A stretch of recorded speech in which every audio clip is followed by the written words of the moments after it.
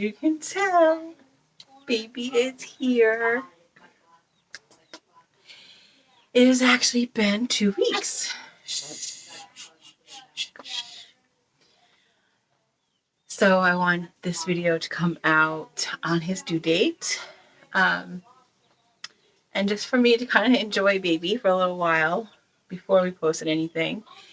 But so much happened, you guys, to get this little boy here.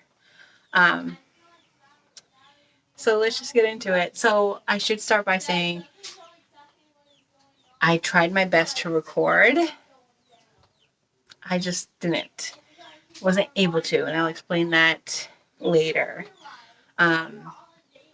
So I did start a vlog for actual labor and delivery. And I'll insert it right after this. And then my mom was able to capture some photos as well as right after he was born. So let's just get into it, you guys. Hello, everyone. So this is not how I wanted to make my vlog for this, but it is what it is. I am in labor.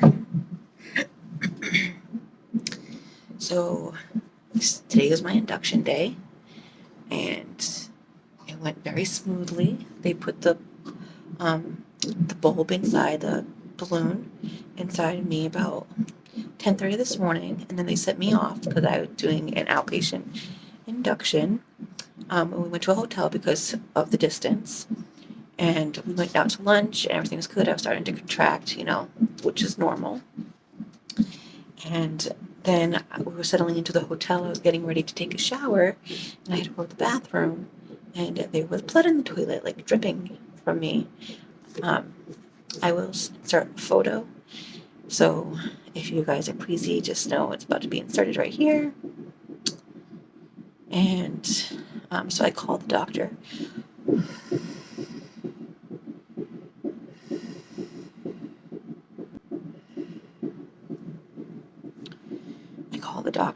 And they tell me to come in right away. So I'm currently in triage, and you can hear him, hopefully. I am contracting pretty steadily. She checked me, and I think she said I was like 2 centimeters dilated, so she's keeping the bulb in there to keep doing what it's supposed to do. They are admitting me to just do my induction now because my induction wasn't supposed to be until like 9 p.m. tonight, but it is now. I've been here since about 3:30. It is now 5. And so now I'm just sitting here waiting for a room. My mom and Josh just went back to the hotel to clear it out, to get everything out of there, so that way we have it for here. So let me show you my triage room. So this is it. And I have my bag right here for all my labor stuff that's in there that's needed. And then that is the monitor right there. So I will try and keep you guys updated, but yeah, this is happening. Just know he is coming, and it might be today or tomorrow. So I'm excited. All right, till the next update.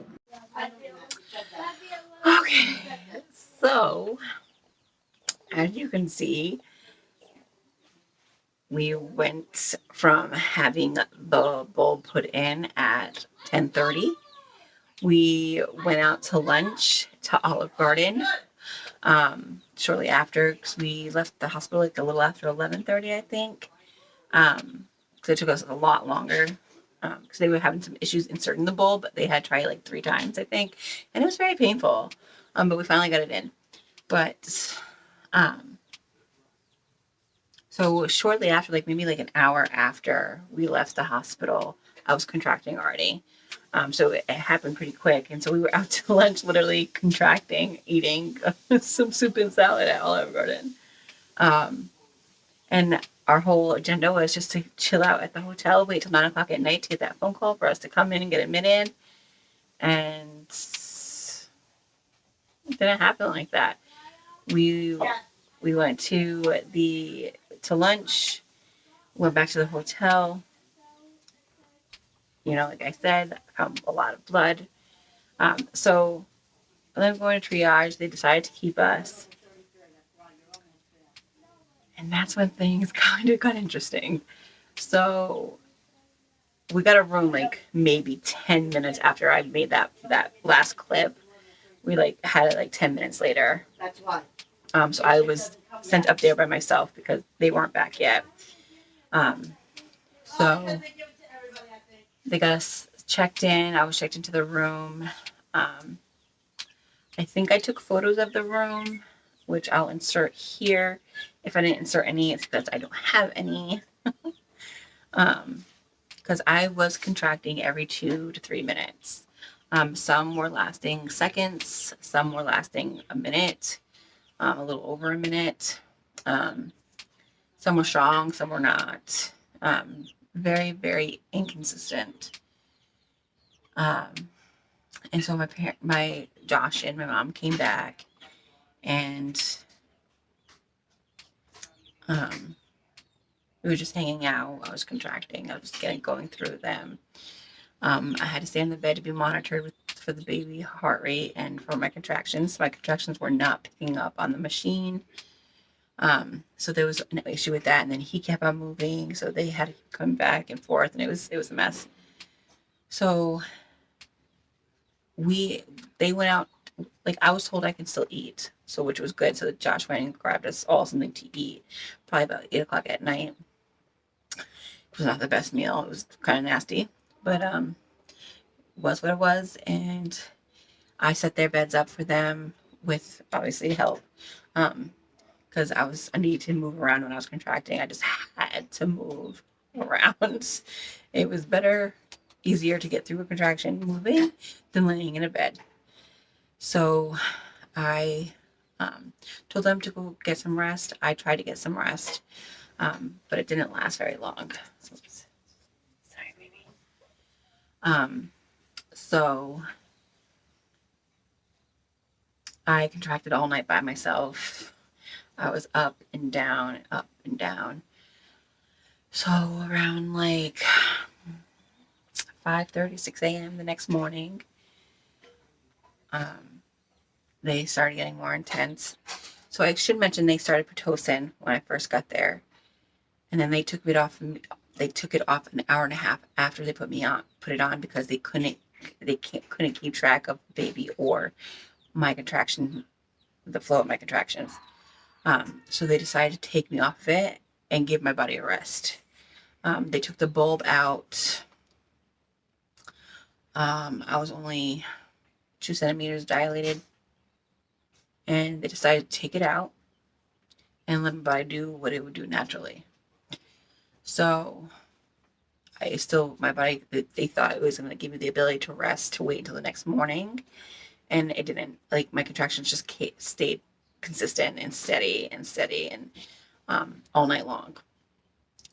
So I tried to use different things. Unfortunately, my ball did not make it to the hospital because they deflated it. So there was no way of reflating up the ball. So I, did hot water. I just moved around. My mom would help with rubbing my back for me. But it was just long. It was a long labor. So I was, I think, 18 hours in to laboring without the Pitocin, and they wanted me to go back on it. So they wanted to check me. So when they checked me, it was probably around, I want to say, maybe 10:30, 11. No. It's 6 a.m., I think. Maybe it was 6 a.m. It was early. Probably 6 a.m. And I was still only 3 centimeters dilated. So at that point, they decided to break my water at 3 centimeters so that way they can put, because his head was very, very low. They could feel his head, but I just wasn't dilating. So they were able to break the water and put a monitor on his head to keep track of his heart rate. Um, and so they did that. And then I had to make the decision whether I was going to get an epidural and have the Pitocin go full force, or get back in the bed so they can monitor my contractions and just hope for the best that I can get through them naturally, like my plan was. But after 18 hours of labor, I was tired. I couldn't imagine them being any stronger. And I just caved. I said the key word that I would have to say, the magic word, whatever it was that we wanted to, like we stated we wanted to do. That's when they knew I was serious. I was calm about it. I asked questions. I specifically asked her, like, if I get the epidural, my body be more relaxed in order to let my body dilate, because my fear was C-section, and they did mention the C-section at this point, because they couldn't monitor me. They couldn't put me on Pitocin without monitoring me. That was the big problem. So I ultimately just got the epidural. So we got the epidural, I want to say around like 8 a.m. in the morning. And it probably was the best decision I made. And I was able to get some rest. Then around, I want to say like around 11:30 in the morning, I felt pressure, a lot of pressure, and I thought I was ready. So they had the doctor come and check me, and I was only at 6. They kept on putting the Pitocin up every half hour, to another level. So I was only at 6, and I think 80% effaced at this point. And I was like, oh my God, I just feel so much pressure. She's like, well, the baby's a lot lower, so you're probably going to feel that. And so she said, she'll come back in a couple of hours and check me again. I said, okay. So I tried to get some rest. And then around 1:30, I said to the nurse, I said, I feel everything. I feel tons of pressure in my butt. I said, I don't know what to do. Like, if I'm only at 6. She goes, do you want me to call the doctor? I said, yeah, because I can't imagine I'm not ready yet, because the amount of pressure I feel and what my body's trying to do. And she said, okay. So she went out and talked to the doctor. The doctor said, she's going to come check you at 3:00. And I was just like, oh my God, this pressure, this feeling is awful. And the epidural wore off. So I was literally feeling everything. And it got to the point where I realized my body was pushing already, and there's nothing I could have done. And so I looked at the nurse, because she was still in the room at the time. And this was like 1:30, quarter to 2 in the afternoon. And I looked at her and I said, I'm pushing. My body is pushing. Is that okay? Because I can't stop it. And she just looked at me. She goes, I'm going to go talk to the doctor. I said, okay. And like, I'm just breathing through them, trying to get through the pressure feeling, and just my body knew what to do. It was just doing it. And I was just like, holy shit. I was scared, because I was scared I was going to deliver this baby by myself, just by pushing and not know if he was okay, with no medical staff. But ultimately the doctor came in right away and checked me. And sure enough, I was at 10 centimeters dilated and ready to push. So, and it was 1:45. So everything happened very fast. They work fast. It is very overwhelming. Yeah, I know. And just looking back at it now, it's just so crazy. Like, So I pushed for 30 minutes and he was born at 2:43. No, 2:46 p.m. in the afternoon. So my body knew what it was doing. I just have to trust my body more. But I'm going to insert the next clip, which is right after he was born.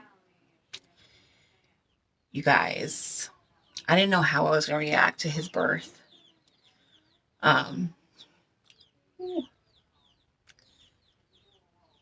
So after watching it, I realized that I was in complete shock that I had this baby on my chest.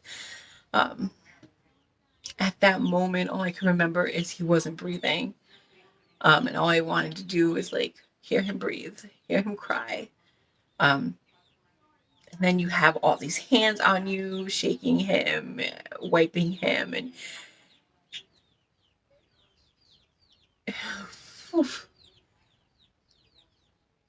it was a lot.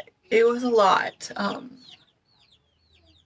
So as you're about to see, I was more in shock than anything.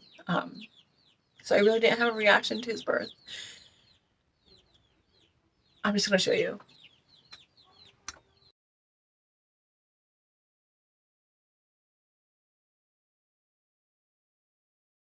There he is, honey. You can feel.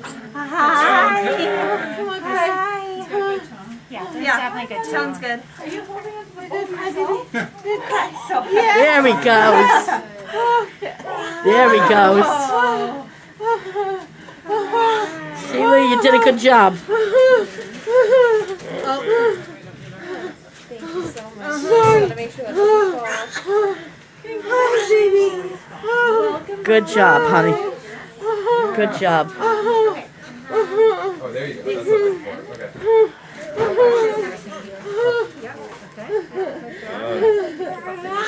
Okay. Oh, listen to him.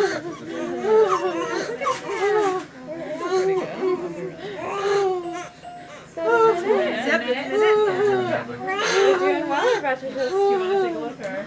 Yes. It's gonna get detached, okay?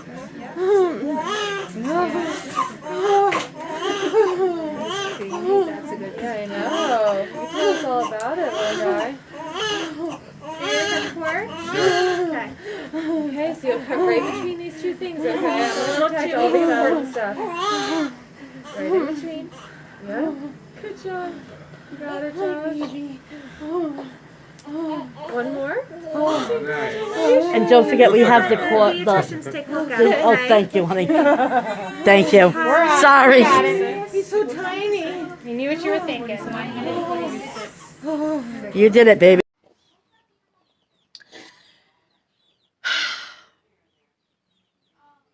So that was as raw as it got right there. That's exactly my reaction to his birth.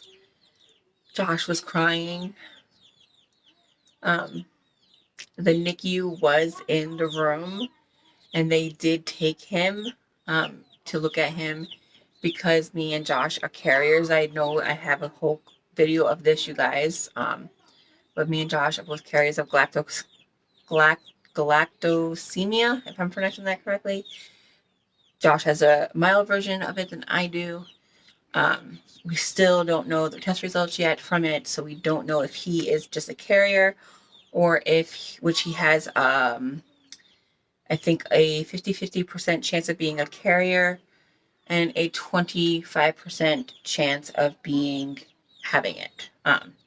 But if he has it, it'll be a very low, mild case of it because of Josh's status of the gene.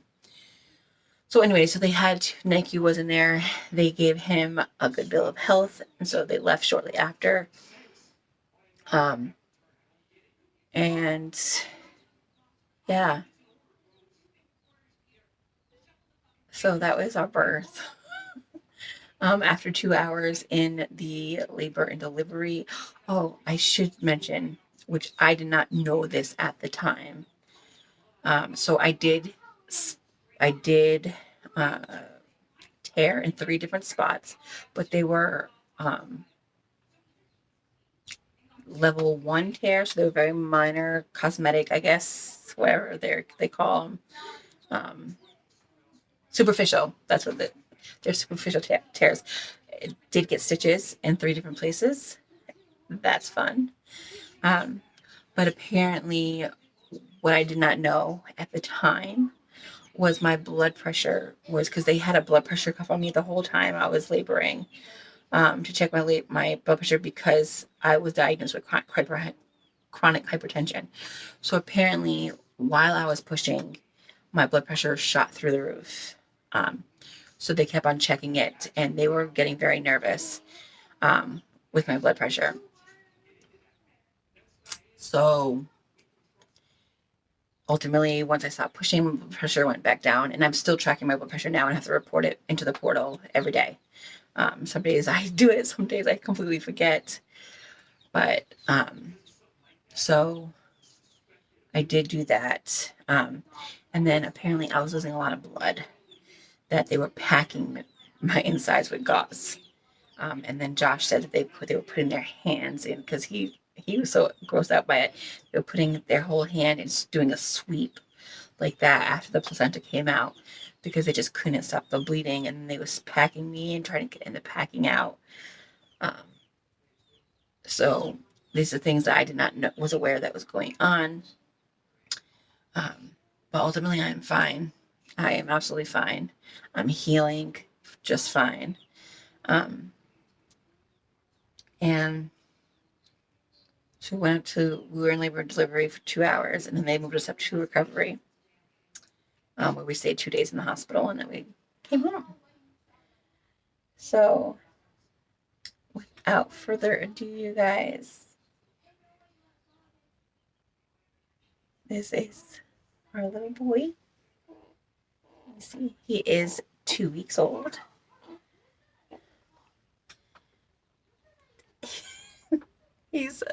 He's milk drunk right now. Huh, baby. And his name is Malachi Desmond Lacey. So this is our little MD. He was born on March 23rd at 2:46 p.m. He weighed 6 pounds, 5 ounces, 19.5 inches long. He is still very tiny. Oh, look at that. With these big feet. So he indeed had some big toesies. And he still does. I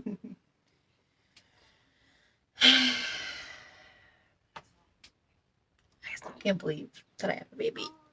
This is coming down.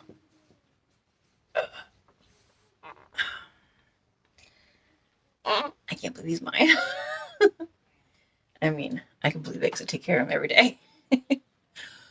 But it's just so amazing, guys.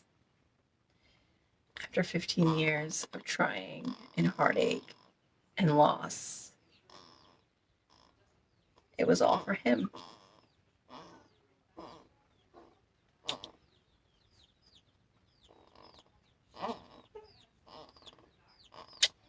And it was absolutely worth it.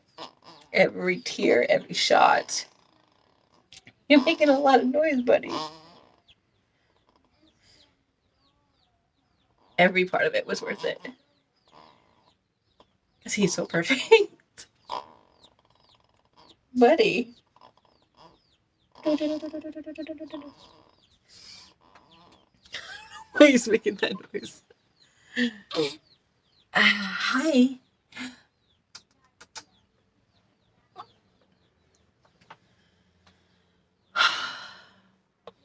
So crazy.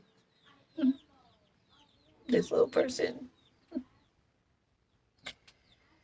But, hey guys, so that's pretty much it. That was my labor and delivery in a nutshell. Sorry I did not get the delivery on video. We had it all set up, hidden in the perfect spot. Everything happened so fast, we didn't have a chance to press that record button. So it's quite sad, if you ask me. But I will insert some clips right now of my laboring process that was photographs of him in the hospital from birth to recovery. And yeah, so I think I am going to do a postpartum video because a lot has happened postpartum. And I think I want to share my story about it, but that might be actually my last video. I think I'm going to be ending this YouTube channel now that we have our little miracle. And just if you guys have been out there waiting and doing this for so long, just be patient because it happens. Took 15 years and me to be almost 37 years old to get my first rainbow. And he's perfect. So, alright, you guys. Thank you for following my journey and being here with me, and your comments and your nice words. And I've met some really amazing people on here, and I couldn't have gone through this journey without you guys, and I just wanted to share him with you. So there he is. Alright, you guys, until the next video, have a great day.